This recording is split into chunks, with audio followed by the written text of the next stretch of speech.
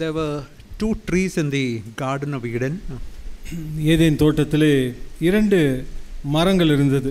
Tree of knowledge of good and evil, நன்மை தீமை அறியத்தக்க ஒரு மரம், and tree of life. இன்னொன்று ஜீவ விருட்சம். Tree of knowledge of good and evil is a picture or a symbol of old covenant. அந்த நன்மை தீமை அறியத்தக்க மரமானது பழைய உடன்படிக்கையின் ஒரு அடையாளமாக இருக்கிறது. And the tree of life is a symbol of the new covenant. புதிய அந்த உடன்படிக்கையின் அடையாளமாய் அந்த ஜீவ விருட்சம் இருக்கிறது.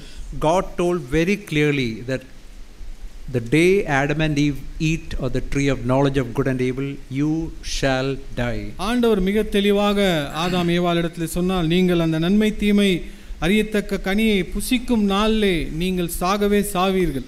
Is there any problem in knowing good and evil? நன்மை தீமை அறிவதிலே ஏதாவது பிரச்சனை இருக்கிறதா? See,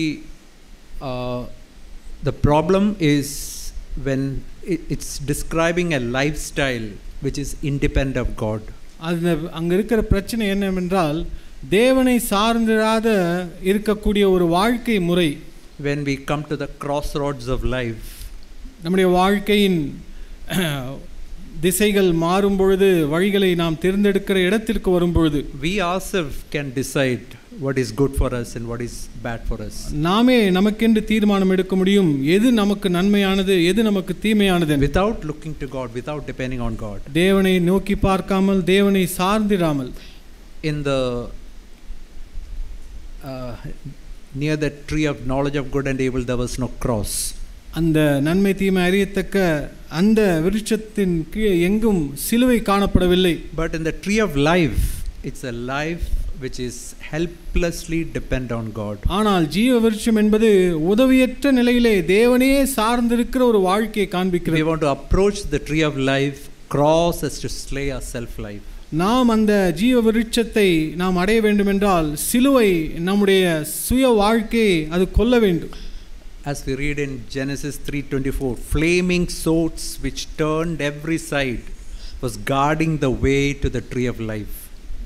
ஆதியாகமம் 3:24 வசனத்திலே வாசிக்கிறது போல, ஜீவ விருட்சத்துக்கு போகும் வழியை காவல் செய்ய ஏதேன் தோட்டத்துக்கு கிழக்கே கேருபீன்களையும் வீசிக்கொண்டிருக்கிற சுடரொளி பட்டயத்தையும் வைத்தார். We all are hearing very high and pure teaching week after week. நாம் எல்லோருமே வாரம் உயர்ந்த தரமுள்ள சுத்தமான சத்தியங்களை கேட்டுக்கொண்டிருக்கிறோம். And the greatest danger we face is the danger of Phariseeism and legalism. நம்முடைய வாழ்க்கையில் அதனால் நாம் சந்திக்கக்கூடிய மிகப்பெரிய ஆபத்து என்னவென்றால், நாம் பரிசேயர்களாய் மாற முடியும் அல்லது நாம் கட்டளைகளை சார்ந்திருக்கிறவர்களாய் மாற முடியும். See, legalism is the belief that law keeping is the ground for our acceptance before God. அந்த நியாயப்பிரமாணத்தின் அடிப்படையிலே வாழ்கிற அந்த வாழ்க்கை என்னவென்றால், தேவன் இந்த காரியங்களை செய்வதன் மூலமாய் நான் தேவனால் ஏற்றுக்கொள்ளப்படுவேன். Not only the Old Testament laws, even the New Covenant laws. By keeping these New Testament laws, I've got a standing before God. பழைய ஏற்பாட்டின் சட்டதிட்டங்கள் மாத்திரமல்ல, புதிய ஏற்பாட்டின் கட்டளைகளை கூட நாம் வைத்து இந்த கட்டளைகள் எல்லாம் நான் செய்வதனாலே தேவனுக்கு முன்பாய் நான் நிற்க முடியும், அவர் என்னை ஏற்றுக்கொள்வார். Obedience to these different laws and commandments and rituals is the primary way by which I am accepted before God. நான் செய்கிற இந்த கட்டளைகள் எல்லாம் கீழ்ப்படிந்து நான் செய்கிற இந்த சடங்காச்சாரங்கள் மூலமாய் நான் தேவனால் ஏற்றுக்கொள்ளப்படுவேன் என்ற ஒரு நம்பிக்கை. The trouble is that we can focus on our external actions and behavior and not bothered about the inner transformation of the heart. அதனுடைய பிரச்சனை எல்லாம் என்னவென்றால், வெளிப்பிரகாரமான வாழ்க்கையிலே நாம் செய்யக்கூடிய எல்லா காரியங்களையும் நாம் கவனம் செலுத்துவோம், ஆனால் நம்முடைய உள்ளான வாழ்க்கையிலே எந்த விதமான ஒரு மாற்றம் ஏற்பட்டிருக்காது. We are really in danger of legalism in our Christian life. நம்முடைய கிறிஸ்தவ வாழ்க்கையிலே அப்படி நியாய பிரமாணத்திற்குள்ளாய் வாழ்கிற ஒரு வாழ்க்கைக்கான ஒரு ஆபத்து நமக்கு இருக்கிறது. See, when we go through Deuteronomy chapter 28, we can see that in the first part, God is telling Israelites. உபாகமம் 28ஆம் அதிகாரத்தின் முதல் பகுதியிலே இஸ்ரவேல் ஜனங்களை நோக்கி ஆண்டவர் இந்த வார்த்தைகளை சொல்கிறார். Diligently obey my voice all types of blessing will come to you. நீ கவனமாய் என்னுடைய சத்தத்திற்கு செவி கொடுத்தால் எல்லா விதமான ஆசீர்வாதங்களும் உன்னுடைய வாழ்க்கையில Your வரும். family will be blessed, your children will be blessed, your cattle will be blessed, your city will be blessed. உன்னுடைய குடும்பம், உன்னுடைய பிள்ளைகள், உன்னுடைய ஆடு மாடுகள், உன்னுடைய பட்டணம் ஆசீர்வதிக்கப்படும். You will be the head, you will not be the tail. நீ வாலாகாமல் தலையாய் இருப்பாய். But if you disobey, all types of curses will come on you. ஆனால் நீ கீழ்ப்படியாமல் போனால் எல்லா விதமான சாபங்களும் உன்மேல் வரும். There will be curse on your city, curse on your country, children will be cursed, cattle will be cursed. உன்னுடைய பட்டணத்தின் மீது, உன்னுடைய குடும்பத்தின் மீது, உன் பிள்ளைகள் மீது, உன்னுடைய ஆடு மாடுகள் மீது சாபங்கள் வரும். There will be fevers, inflammation, plagues, all these problems will come upon you. பயங்கரமான கொள்ளை நோய்களும் ஜுரங்களும் பலவிதமான இப்படிப்பட்ட காரியங்கள் உன் வாழ்க்கையிலே வரும். The essence of all that is, if we obey God, God loves us. If we disobey God, God hates us. அதனுடைய சாராம்சம் என்னவென்றால், நாம் தேவனுக்கு கீழ்ப்படிந்தால் ஆண்டவர் நம்மை நேசிக்கிறார், நாம் தேவனுக்கு கீழ்ப்படியவில்லை என்றால் ஆண்டவர் என்னை நேசிக்கவில்லை. This is the essence of legalism. இதுதான் அந்த பிரமாணத்துவத்தின் சாராம்சமாய் இருக்கிறது. You can say it's describing a master slave relationship. அது எதை காண்பிக்கிறது என்றால் ஒரு எஜமானன் அடிமை என்ற உறவை. See, we can turn to Deuteronomy chapter 4 verse 13. உபாகமம் 4ஆம் அதிகாரம் 13ஆம் வசனத்திற்கு நாம் திருப்பிக் கொள்வோம். It's written there that God has given all these 10 commandments and other laws. ஆண்டவர் நாம் கைக்கொள்ளும்படி இந்த 10 கட்டளைகளையும் மற்ற அநேக கற்பனைகளையும் He கொடுத்திருக்கிறார். has given those covenants. We can read there.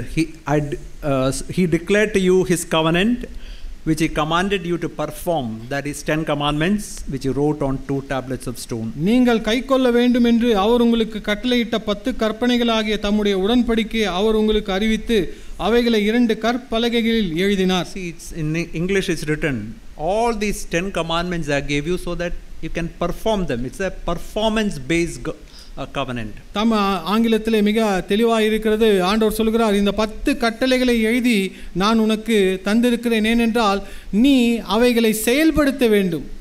So it's the entire covenant is based on a performance based system. அந்த உடன்படிக்கை முழுவதுமே நாம் எப்படி செயல்படுகிறோம் என்பதின் அடிப்படையிலே இருக்கிறது. It's like an employer telling the employee, if you perform well, I'll keep you in the company. If you don't perform, you have to get out of the company. எப்படி ஒரு எஜமானன் வேலைக்காரனை பார்த்து, நீ நன்றாக வேலை செய்தால் என்னுடைய கம்பெனியில் நான் உன்னை வைத்துக் கொள்வேன், உன்னுடைய வேலை சரியில்லை என்றால் இந்த கம்பெனியிலிருந்து உன்னை அனுப்பிவிடுவேன். But new covenant is not like that. ஆனால் புதிய உடன்படிக்கை அப்படிப்பட்டதல்ல. We heard in the time of worship, Brother Srinivasan was telling, it's a father-son relationship, love relationship. ஆராதனை வேளையிலே கேட்டது போல அது பிதா குமாரன் உடைய உறவில் சம்பந்தப்பட்டது. It's not a performance-based system, it's a love-based system. ஏதோ நான் செய்கிற காரியத்தின் அடிப்படையிலே அல்ல, அன்பின் அடிப்படையிலே அந்த உறவு We இருக்கிறது. are accepted before God not because of our performance, but because we are born of God. நாம் நம்முடைய ஏதோ செயல்களினாலே தேவனால் ஏற்றுக்கொள்ளப்படவில்லை, நாம் தேவனால் பிறந்ததினாலே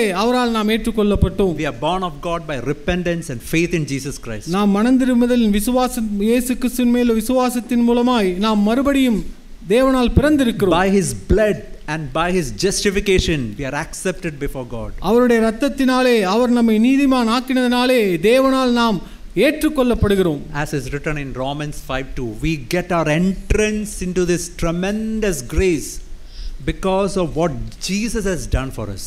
ரோமர் 5ஆம் அதிகாரம் 2ஆம் வசனத்திலே இயேசு கிறிஸ்து நமக்கு செய்ததினாலே இந்த மிக அற்புதமான அந்த கிருபையை பெற்றுக்கொள்ளும்படியான ஸ்லாக்கியத்தை நாம் பெற்றிருக்கிறோம். We become heirs of God and joined heirs with Jesus Christ. நாம் தேவனுடைய சுதந்திரவாளிகளும் கிறிஸ்துவினுடைய உடன் சுதந்திரவாளிகளுமாய் மாறுகிறோம். We read in Hebrews 10:19 that we enter into the most holy place not because of our performance but because of the blood of Jesus Christ. எபிரேயர் 10ஆம் அதிகாரம் 19ஆம் வசனத்தில் எழுதப்பட்டிருக்கிறபடி அந்த மகா பரிசுத்த ஸ்தலத்திலே நம்முடைய ஏதோ செயல்களினாலே நாம் பிரவேசிப்பதில்லை, இயேசு கிறிஸ்துவின் விலையேறப்பெற்ற இரத்தத்தினாலே நாம் பிரவேசிக்கிறோம். Even after we are born again, God, Holy Spirit comes inside us.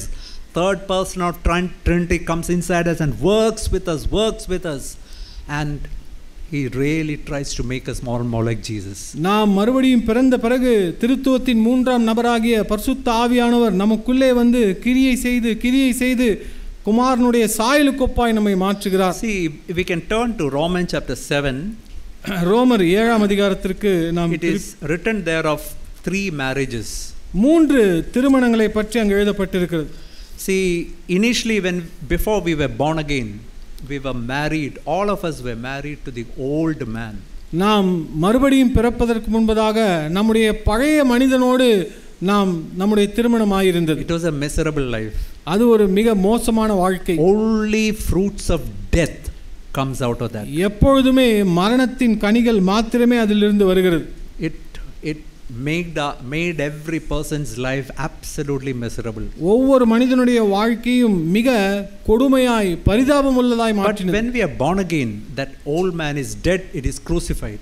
நாம் மறுபடியும் பிறக்கும் பொழுது அந்த பழைய மனிதன் சிலுவையில் அறையப்பட்டு அவன் மரித்து போகிறான். And as in a marriage, I am released from the covenant of marriage. எப்படி திருமணம் ஆகும்பொழுது உடன்படிக்கை ஏற்படுகிறதோ அதே போல அந்த பழைய உடன்படிக்கையிலிருந்து நான் விடுதலையாக்கப்படுகிறேன். But the problem is, instead of getting married to Christ, I can get married to the law.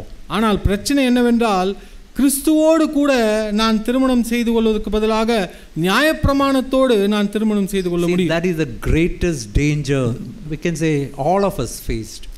நாம் எல்லோருமே சொல்ல முடியும் நாம் சந்தித்த மிகப்பெரிய ஒரு ஆபத்து அது. What happens is, see, I want to take the example which Brother Zach himself took.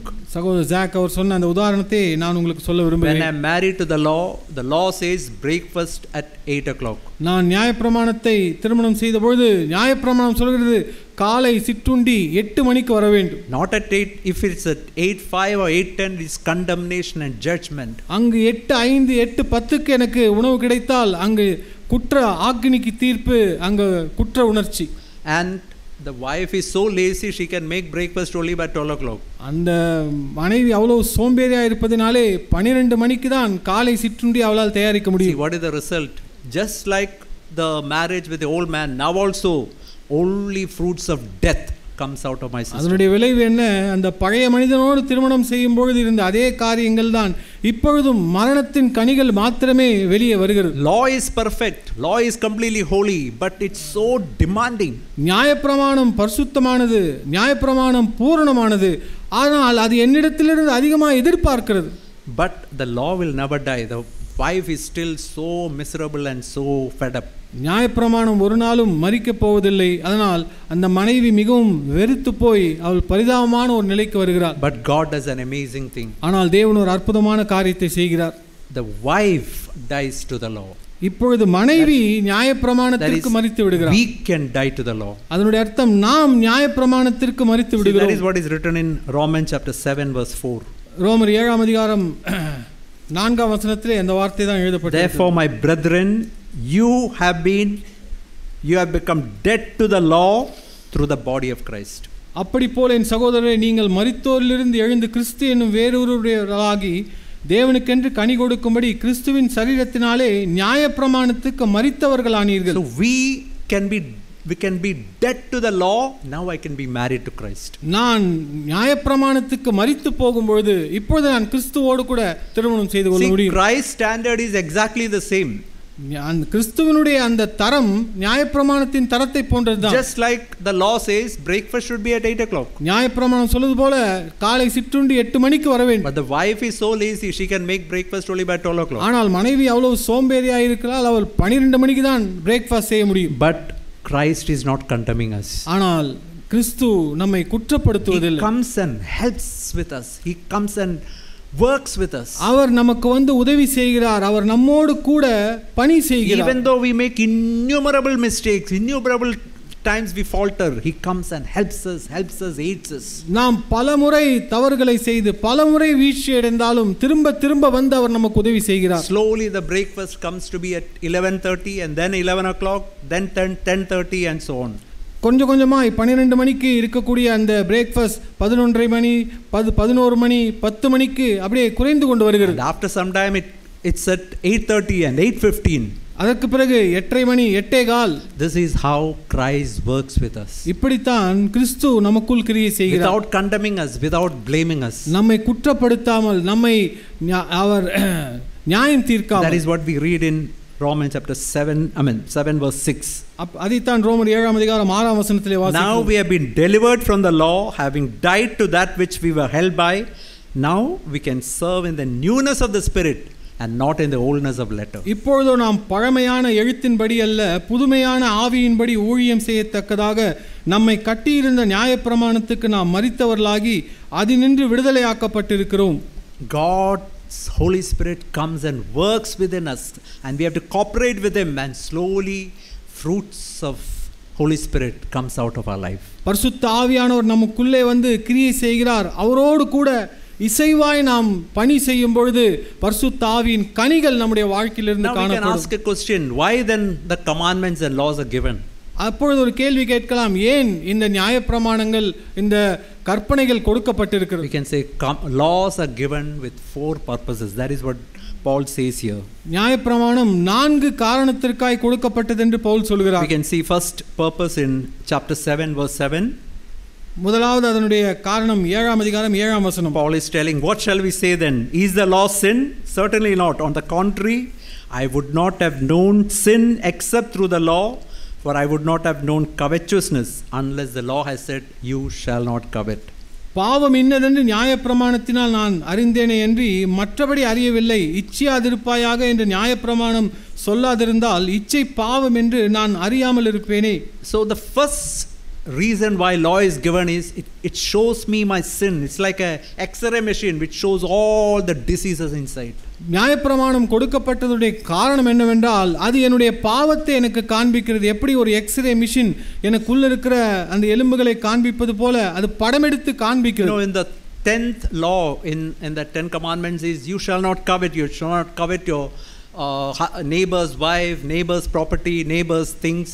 அந்த நியாயப்பிரமாணத்தில் 10 கட்டளைகளை 10வது கட்டளை, நீ யாருடைய மனைவியாவது அவர்களுடைய வீட்டையாவது அவருடைய வேலைக்காரலையாவது இச்சிக்க கூடாது என்று சொல்லப்பட்டது. The first 9 commandments are concerning our external life. முதலாவது 9 கட்டளைகள் நம்முடைய வாழ்க்கையின் வெளிப்பிரகாரமான காரியத்தை சம்பந்தப்பட்டது. You should not commit murder, don't commit adultery, don't make false statement, honor your father and mother. All are external. விபச்சாரம் செய்யாதிருப்பாயாக, கொலை செய்யாதிருப்பாக, தகப்பன் தாயை கனம் பண்ண வேண்டும், பொய் சாட்சி சொல்லாது, இதெல்லாமே வெளிப்பிரகாரமாய் செய்யக்கூடிய காரியம். Coveting, lusting, this great desires, that's all inside it's in my thought life. ஆனால் இச்சிப்பது என்பது அந்த கட்டுக்கடங்காத அந்த ஆசைகள் நமக்குள் எழும்போது நம்முடைய சிந்தையிலே நம்முடைய உள்ளான வாழ்க்கையில் நடப்பது. I can desire the neighbor's wife in my thought life.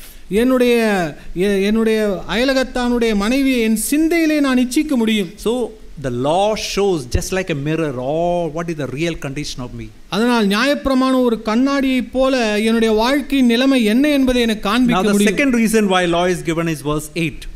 8ஆம் வசனத்திலே இரண்டாவது காரணம் ஏன் நியாயப்பிரமாணம் கொடுக்கப்பட்டது. Sin, taking opportunity by the commandment, produced in me all manner of evil desires.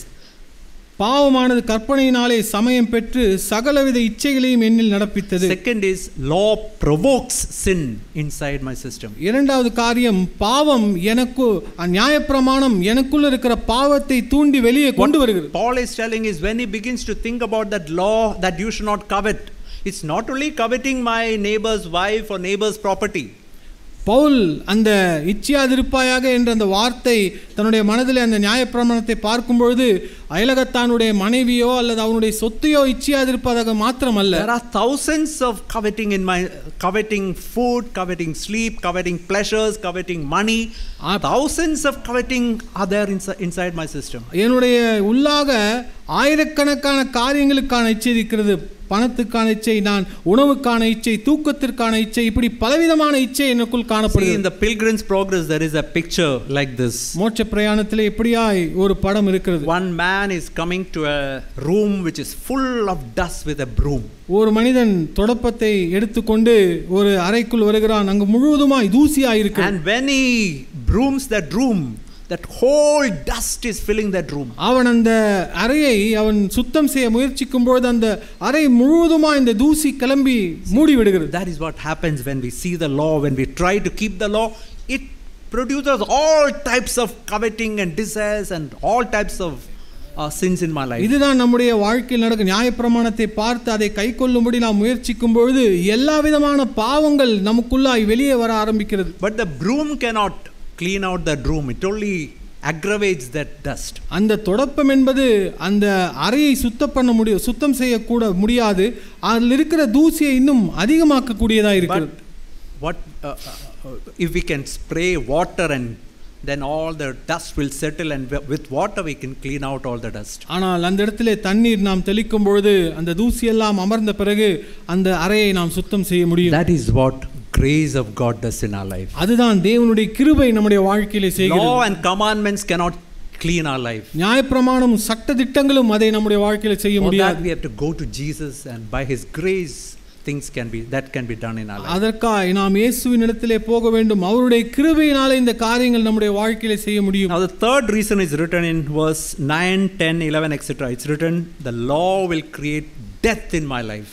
அந்த 7ஆம் அதிகாரம் 9, 10, 11ஆம் வசனத்திலே மூன்றாவது காரணம் எழுதப்பட்டிருக்கிறது. நியாயப்பிரமாணம் என்னுடைய வாழ்க்கையிலே என்னை கொல்கிறது. We can see verse 10, the commandment which was to bring life, but I found that it produced death in my life. 10ஆம் வசனத்திலே ஜீவனுக்கு ஏதுவான கற்பனையே எனக்கு மரணத்துக்கு ஏதுவாய் இருக்க கண்டேன்.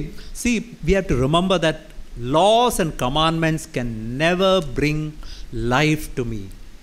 இந்த காரியத்தை நாம் நிலையில் வைத்துக் கொள்ள வேண்டும். சட்ட திட்டங்களும் நியாயப்பிரமாணமும் ஒரு நாளும் எனக்கு ஜீவனை கொண்டு வராது. Only Jesus can give me life. இயேசு கிறிஸ்து மாத்திரமே எனக்கு ஜீவனை தர முடியும். All commandments are a pointer. It is saying, go to Jesus, he will give you life. இந்த நியாயப்பிரமாணங்கள் எல்லாம் உங்களுக்கு ஒரு திசை காட்டியாய் இருக்கிறது. இயேசுவினிடத்தில் போங்கள், அவர் உங்களுக்கு ஜீவன் தர முடியும். Laws cannot give us life. Go to Jesus, he will give you life. நியாயப்பிரமாணங்கள் உங்களுக்கு ஜீவன் தர முடியாது, ஆனால் இயேசு உங்களுக்கு அதை தர முடியும் என்று காண்பிக்கிறதாக இருக்கிறது. By my own effort try to keep, I'll only come to exhaustion and bondage. என்னுடைய சொந்த பலத்தினாலே பிரயாசத்தினாலே அந்த நியாயப்பிரமாணத்தை கை கொள்ளும்படி நான் செய்ய நான் அதிகமாய் கட்டுகளுக்குள்ளாய் வந்து விடுவேன். And the last reason is written in verse 13. கடைசி காரணம் 13ஆம் வசனத்தில். The last part is written, through the commandment sin might become exceedingly sinful. பாவம் இன்னும் அதிகமான பாவமாக விளங்கும்படி அப்படி ஆயிற்று. See, that is what the law says. Law says it's like an MRI scan which completely shows all the problems in. It shows that I've got 4th grade cancer. நியாயப்பிரமாணம் எப்படி இருக்குதுன்னா ஒரு MRI போல அது உள்ள இருக்கிற எல்லா காரியத்தையும் தெளிவாய் காண்பிக்கிறது. எனக்கு 4வது ஸ்டேஜில் எனக்கு புற்றுநோய் இருக்கிறது. But MRI machine cannot heal my problem. ஆனால் MRI அந்த மிஷின் அந்த என்னுடைய வாழ்க்கையின் பிரச்சனையை தீர்க்காது. It can show all that hundreds and 101 problems that is inside my system. என்னுடைய வாழ்க்கையில் இருக்கிற 101 பிரச்சனைகளை அந்த MRI மிஷின் எனக்கு காண்பிக்க முடியும். See, in the Old Testament it's written that if there is a rebellious son, you have to bring him to the elders, they have to throw stones and kill him. No, that is the way God looks at sin. ஒரு பழைய ஏற்பாட்டில் எழுதப்பட்டிருக்கிறது, ஒரு முரட்டாட்டமுள்ள ஒரு மகன் இருந்தான் என்றால் அவனை மூப்பரிடத்திலே பட்டணத்திலே கொண்டு வந்து எல்லோரும் கல்லெறிந்து கொல்ல வேண்டும் என்று இப்படியாய் தான் தேவன் பாவத்தை பார்க்கிறார். God always looks sin with terrible fury. ஆண்டவர் மிகுந்த கோபத்தோடு தான் பாவத்தை பார்க்கிறார். It's written in the Old Testament in Deuteronomy 13, it's written that if there is a city where if people are doing idolatry, உபாகமம் 13ஆம் அதிகாரத்தில் எழுதப்பட்டிருக்கிறது, விக்கிரக ஆராதனை செய்யக்கூடிய பட்டணங்கள் இருக்கும் என்றால், and then you have to kill all the inhabitants, all the cattle there. You have to bring the booty to the middle, and you have to burn that city. That city should be never be rebuilt. அப்படிப்பட்ட பட்டணத்தில் எல்லா மனிதர்கள் கொல்லப்பட வேண்டும், அங்க இருக்கிற எல்லா விக்கிரகங்களும் தகர்க்கப்பட வேண்டும், அங்க இருக்கிற எல்லா அவைகளுடைய ஆடு மாடுகள் கொல்லப்பட்டு அங்க இருக்கிற எல்லா அந்த அவனுடைய செல்வங்கள் சுட்டெரிக்கப்பட வேண்டும். See, that is the way God looks any type of idolatry. அப்படி எந்த விதமான விக்கிரக ஆராதனையும் தேவன் இப்படி தான் பார்க்கிறார். So, but these commandments can never free me. இந்த கட்டளைகள் என்னை விடுதலையாக்க முடியாது. So what Paul is telling is, we can see in Romans chapter 7 verse 18, I know that in me nothing good dwells. Pavul என்ன சொல்கிறார்? 7ஆம் அதிகாரம் 18ஆம் வசனத்திலே, என் மாம்சத்தில் நன்மை வாசமா இருக்கிறது இல்லை என்று நான் அறிந்திருக்கிறேன். And in verse 24 he's crying out, oh wretched man that I am, who will deliver me from the body of death? 24ஆம் வசனத்திலே அவர் கதறி அழுகிறார், நிர்பந்தமான மனுஷன் நான், இந்த மரண சரீரத்திலிருந்து யார் என்னை விடுதலையாக்குவார்? What are the I want to tell what are the consequences of a legalistic life? ஒரு பிரமாண வாழ்க்கையின் விளைவுகள் என்ன என்பதை நான் உங்களுக்கு சொல்ல விரும்புகிறேன். It can really be true in many of our life. இது நம்முடைய வாழ்க்கையில் அநேகருடைய வாழ்க்கையில் இது உண்மையா இருக்க கூடும். And God wants to deliver us completely out of this legalistic way of life. இப்படிப்பட்ட பிரமாணத்தின் வாழ்க்கையிலிருந்து முற்றிலுமாய் தேவன் நம்மை விடுதலையாக்க விரும்புகிறார். If we can turn to Luke chapter 18, லூக்கா 18ஆம் அதிகாரத்திற்கு நாம் திருப்புவோம். we can see in verse 9 some of the consequence or effects of a legalistic life. 9ஆம் வசனத்திலே 18:9 லூக்கா 18ஆம் அதிகாரம் 9ஆம் வசனத்திலே இந்த பிரமாண வாழ்க்கையின் அதனுடைய விளைவுகள் என்ன என்பதை பார்க்கிறோம். He spoke a parable to some who trusted in themselves that they are righteous and despised other people. தங்களை நீதிமான்கள் என்று நம்பி மற்றவர்களை அற்பமாய் எண்ணின சிலரை குறித்து அவர் ஒரு உவமையை சொன்னார். See, some of the consequence of legalism is pride, self-righteousness and despising other people. இந்த பிரமாணத்துவத்தின் மிகப்பெரிய ஒரு சில விளைவுகள் என்னவென்றால் பெருமை, self-righteousness and சுயநீதி, despising other people. மற்றவர்களை அற்பமாய் நினைப்பது. See, if you heard the last week's daily devotion, where Zach was telling that, many times we think anger and sexual sin are the most important sins before God. நாம் கடந்த வாரத்திலே தின தியானத்தில் சகோதரர் jack சொன்ன காரியத்தை கேட்டிருப்பீர்கள் என்றால் அநேகர் நினைத்திருப்போம் கோபமும் பாலியத்துக்குரிய இச்சைகள் தான் மிகப்பெரிய மோசமான பாவங்கள் என்று. He says there that may come as the 6th or 7th sin in the list of sins before God, which are serious before God. தேவனுக்கு முன்பாய் மிகவும் மோசமான பாவங்கள் என்ற அந்த பட்டியலிலே 6வது 7வது இடத்திலே அவைகள் வரலாம். But the most serious sins before God are pride, self-righteousness, judging others, despising others. ஆனால் தேவனுடைய பார்வையிலே மிக மோசமான பாவங்கள் என்னவென்றால் பெருமை, சுயநீதி, மற்றவர்களை அற்பமாய் நினைப்பது, மற்றவர்களை நியாயம் தீர்ப்பது. Just think of it, that is the result of legalism. நீ யோசித்து பாருங்கள், இது பிரமாண வாழ்க்கையின் விளைவாய் இருக்கிறது. Another important consequence of legalism is it leads us to spiritual bondage and exhaustion. இன்னொரு பிரமாண வாழ்க்கையின் விளைவு என்னவென்றால் நம்முடைய ஆவிக்குரிய வாழ்க்கையிலே அது நம்மை கட்டக்கூடியதாய் அல்லது ஒரு பலவீனப்படுத்தக்கூடியதாய் மாறிவிடுகிறது. Jesus said, "Come to me all who are weary and heavy laden, I will give you rest." இயேசு கிறிஸ்துவினால் வருத்தப்பட்டு பாரம் சுமக்கிறவர்களே என்னிடத்தில் வாருங்கள், நான் உங்களுக்கு இளைப்பாறுதல் தருவேன். He was telling to those Jews who were trying to keep the law, "Come to me, you are exhausted, you are in bondage, I can give you rest, I can give a different life." தன்னுடைய சொந்த பலத்தினால் பிரயாசப்பட்டு நியாயப்பிரமாணத்தை நிறைவேற முயற்சி செய்து கொண்டிருக்கிற அந்த யூதர்களை பார்த்து ஆண்டவர் சொன்னார், நீங்கள் வருத்தப்பட்டு பாரம் சுமந்து கொண்டிருக்கிறீர்கள், என்னிடத்தில் வாருங்கள், நான் உங்களுக்கு இளைப்பாறுதல் தருவேன். Another very important consequence is it leads to fear, guilt and condemnation. மிக மோசமான அதனுடைய விளைவு என்னவென்றால் பயம், குற்ற உணர்ச்சி, ஆக்கினி தீர்ப்பு. In legalism, the focus is turned from God's love to a fear of failing to live up to the law. அந்த பிரமாணத்துவ வாழ்க்கையின் கவனம் தேவனுடைய அன்பிலிருந்து விலகி நான் செய்கிற அடிப்படையிலே தேவன் என்னை நேசிக்கிறார் என்ற ஒரு இடத்திற்கு வந்து விடுகிறது. See, I believe that is a problem with many of us. It leads, we can live in a life of condemnation.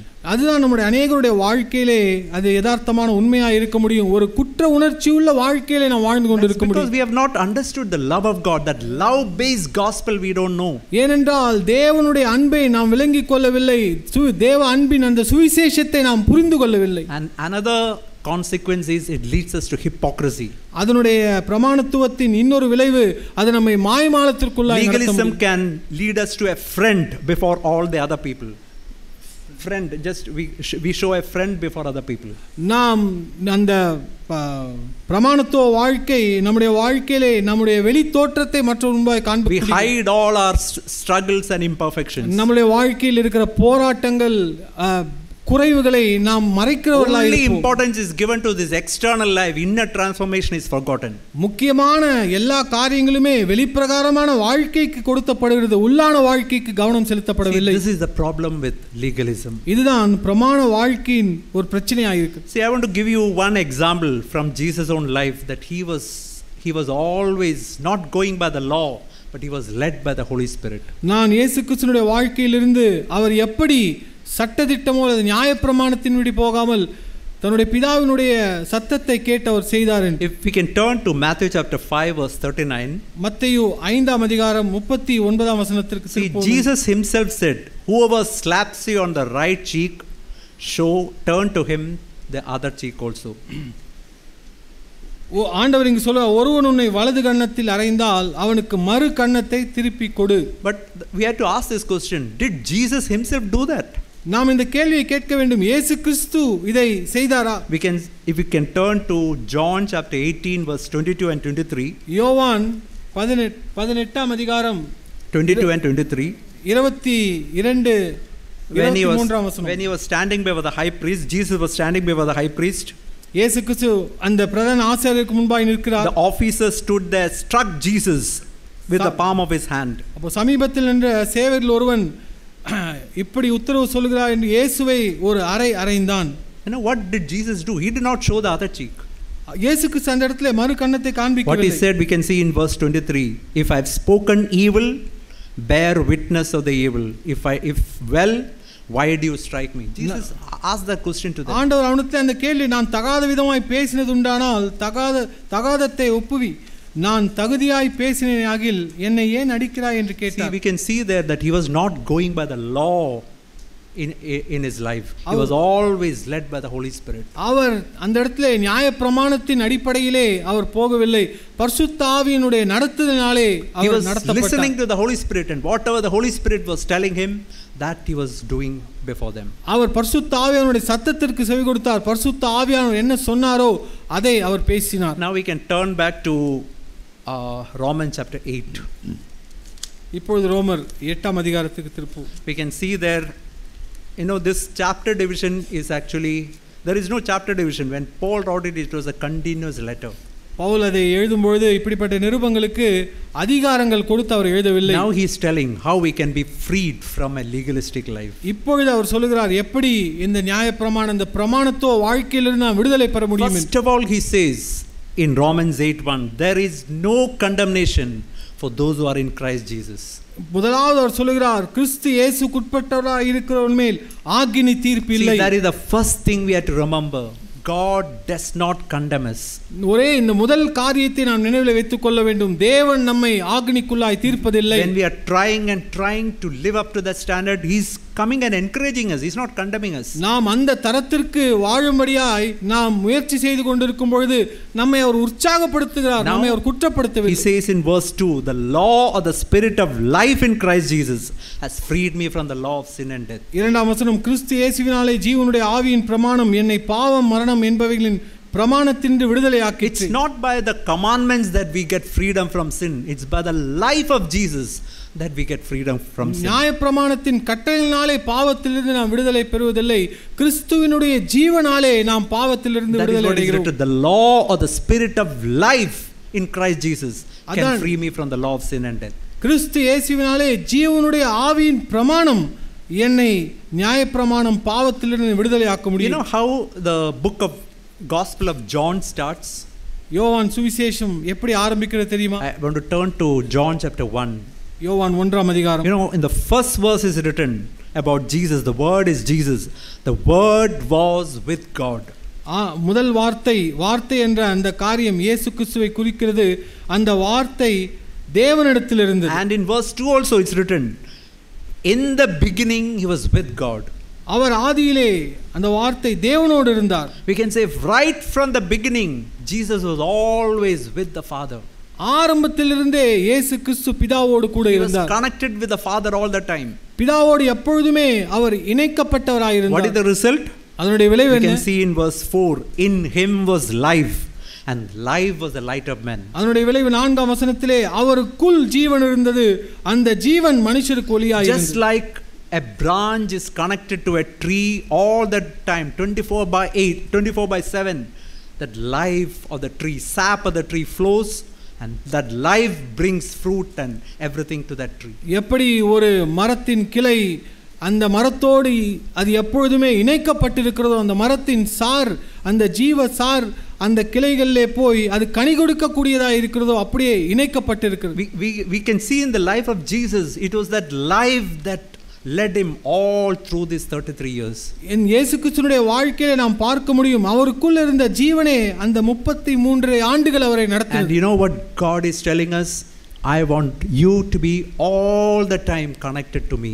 ஆண்டவர் நம்மிடத்தில் சொல்கிறார் நீ எப்பொழுதுமே என்னோடு இணைக்கப்பட்டவனாய் இருக்க வேண்டும் என்று விரும்புகிறேன். What is the meaning of all the time connected to Jesus? எப்பொழுதுமே இயேசு கிறிஸ்துவோடு இணைக்கப்பட்ட வாழ்க்கையின் அர்த்தம் என்ன? That means between I and Jesus Christ there should be nothing between I and Jesus Christ. எனக்கும் இயேசு கிறிஸ்துவுக்கும் இடையிலே எந்த ஒரு காரியமே இருக்க கூடாது. If anything is there I should confess and forsake, remove it from my life. ஏதாவது ஒரு காரியம் இருந்தால் நான் அறிக்கையிட்டு என்னுடைய வாழ்க்கையிலிருந்து நீக்கி விட வேண்டும். See, you know the reason why John wrote the entire gospel is written in John chapter 20 verse 31. ஏன் யோவான் இந்த சுவிசேஷத்தை எழுதினார் என்ற அந்த காரியத்தை யோவான் 20ஆம் அதிகாரம் 31ஆம் வசனத்திலே very clearly written. These things are written that you may believe that Jesus is the Christ, the Son of God, and by believing you may have life in his name. இயேசு தேவனுடைய குமாரனாகிய கிறிஸ்து என்று நீங்கள் விசுவாசிக்கும்படியாகவும் விசுவாசித்து அவருடைய நாமத்தினாலே நித்திய ஜீவனை அடையும்படியாகவும் இவைகள் எழுதப்பட்டிருக்கிறது. You know the reason why he wrote is so that by faith we can be connected to Jesus and his life can flow to us and that life can make us different. அவர் எழுதின காரணம் என்னவென்றால் விசுவாசத்தினாலே நாம் இயேசு கிறிஸ்துவோடு இணைக்கப்பட்டு அந்த ஜீவன் நமக்குள்ளாய் பாய்ந்து அந்த ஜீவன் நம் மூலமாய் வெளிவரும்படியாக. See, if you have watched electric locomotive, electric engine, you can see there is a metal piece that is connected to the wire above. It is called pantograph. இந்த எலக்ட்ரிக் ட்ரெயின்களை நீங்கள் பார்த்தால் மேலே அந்த பெண்டோகிராஃப் என்பார்கள். ஒரு இரும்பு துண்டு அந்த மேலே இருக்கிற மின்சாரத்தோடு வயரோடு இணைக்கப்பட்டிருக்கும். And from that electricity comes to that engine and that engine can go at a very fast rate. அதிலிருந்து அந்த மின்சாரம் இன்ஜினுக்கு வருகிறது, அது மிக வேகமாய் செயல்படக்கூடியது. Once that pantograph is down, that engine is helpless. அந்த பெண்டோகிராஃப் கீழே இறங்கி விட்டால் அந்த இன்ஜின் உதவியற்ற நிலைமையில் ஆகிவிடும். Just like John chapter 15 is written, apart from me you can do nothing. That engine is helpless without that pantograph. யோவான் 15ஆம் அதிகாரத்தில் எழுதியிருக்கிறபடி என்னை எல்லாம் உங்களால் ஒன்றும் செய்ய கூடாது என்று சொன்னது போல அந்த இன்ஜின் எந்த உதவியும் இல்லாத எதுவுமே செய்ய முடியாததா இருந்தது. What is true faith? உண்மையான விசுவாசம் என்ன? Helpless dependence on God. உதவியற்ற நிலைமையிலே தேவனை சார்ந்து கொள்ளுவது. Living in fellowship with God all the time helplessly. எப்பொழுதுமே உதவியற்றவர்களாய் தேவனை சார்ந்து அவருடைய உதவியை நாடி வாழ்வது. This is the secret of Christian life. இதுதான் கிறிஸ்தவ வாழ்க்கையின் ரகசியம். Every moment there should be a cry in my heart, Lord, without you I can do nothing, Lord, in my life. ஒவ்வொரு நிமிடம் என் இருதயத்திலே இந்த கதறுதல் இருக்க வேண்டும், ஆண்டவரே நீர் இல்லாமல் என்னுடைய வாழ்க்கையில் நான் எதையும் செய்ய முடியாது. Even 1 second, Lord, I cannot overcome even one sin without you. I am helplessly depending on you. ஆண்டவரே ஒரு வினாடி கூட ஒரு பாவத்தை கூட என்னால் ஜெயிக்க முடியாது, நீர் என்னோடு கூட இல்லை என்றால் என்னால் ஒன்றுமே செய்ய முடியாது. Lord, I am not trying to keep any law. You have to come inside me and do a wonder, a miracle. ஆண்டவரே நான் ஏதோ நியாயப்பிரமாணத்தை கைக்கொள்ளும்படி நான் முயற்சிக்கவில்லை, நீர் என்னுடைய இருதயத்திலே வந்து ஒரு அற்புதத்தை ஒரு அதிசயத்தை செய்ய வேண்டும். This is the life that can really free us from legalism. இப்படிப்பட்ட வாழ்க்கை தான் பிரமாணத்துவ வாழ்க்கையிலிருந்து நம்ம விடுதலையாக்க முடியும். Unless we come to a helpless dependence on God, we'll never be able to live this Christian life. நிர்பந்தமான ஒரு நிலையிலே நாம் உதவியற்றவர்களாய் தேவனை சார்ந்து கொள்ளும்படி வராத பட்சத்திலே இந்த வாழ்க்கையை நாம் பெற்றுக்கொள்ள முடியாது. That is why faith, helpless dependence on God is so important. அதனால் விசுவாசமாகிய முற்றிலுமாய் உதவியற்ற நிலையில் தேவனை சார்ந்து கொள்வது மிக அவசியமாய் இருக்கிறது. Just like that branch is all the time helplessly depend on the tree, which makes that tree to bear fruit, we have to be helplessly depend on God. எப்படி அந்த கிளை அந்த மரத்தோடு எந்த உதவியும் செய்ய முடியாத நிலையில் இணைக்கப்பட்டிருக்கிறதோ அது அந்த கிளைகளிலே கனிகளை கொண்டு வருகிறது போல நாம் இணைக்கப்பட்டவர்களாய் இருக்க வேண்டும். As we heard that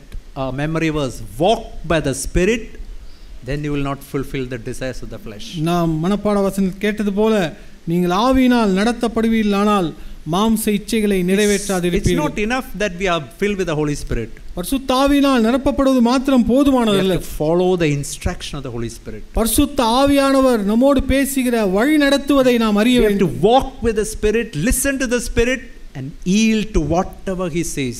ஆவியினால் நான் நடத்தப்பட வேண்டும், ஆவிக்கு இசைவாய் நம்மை விட்டுக் கொடுக்க வேண்டும், ஆவியானவர் சொல்லுவதை நாம் செய்ய வேண்டும். But if I am not interested in such a life, then the next best life is a life under law.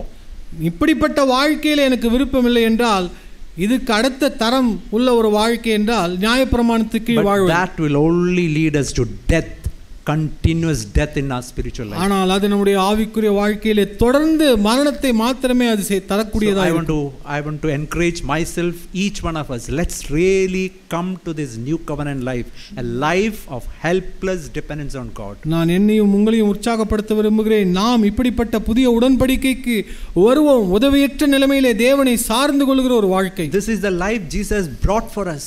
இப்படிப்பட்ட வாழ்க்கை தான் இயேசு கிறிஸ்து நமக்கு என்று கொண்டு வந்தார். May God help us. தேவன் நமக்கு உதவி செய்வார்.